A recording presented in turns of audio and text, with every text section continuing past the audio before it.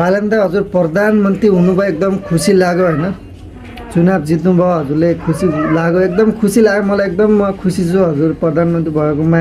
हजुरले काम पनि गर्नुहुन्छ भन्ने जस्तो पनि लाग्छ होइन, एकदम खुसी नै छु, गर्नुहुन्छ होला।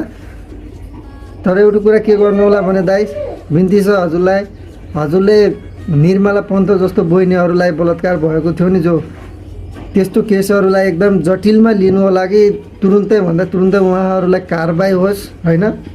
उहाँहरूलाई फेरि अब कारबाही हुन नसके पनि अरू आउने दिदीबहिनीहरूलाई त्यस्तै हुन्छ भने हजुरहरूले कारबाही गर्नु होला, एकदम कानुन कडा गर्नु होला र हामी परदेशीहरूको एकदमै साथ दिनु होला भन्न चाहन्छु।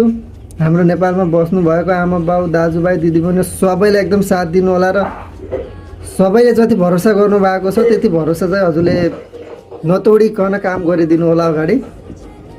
हामी परदेशीहरू हो, हामी त यस्तै छ हाम्रो, अब जे भयो दुःख सुख भन्ने कुराहरू यस्तै छ, भोगिरहेछौँ होइन। खाइ नखाइ पनि हामीले कामहरू गरिरहेछौँ। हामीले यस्तो दुःख पाउँदै पनि हाम्रो छोराहरूको भविष्य चाहिँ, छोराछोरीको भविष्य एकदम राम्रो होस् र हाम्रो छोराछोरीको भविष्य एकदम नेपालमै बनोस्, बाहिर जान नपरोस्, हामी जस्तो दुःख नपाउन् भन्न चाहन्छु दाइ।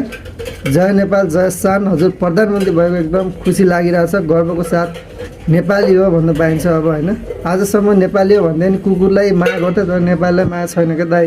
बाहिर देशको पीडा के हो त हामी भोग्नुलाई मात्रै थाहा छ होइन। जय नेपाल जय शान।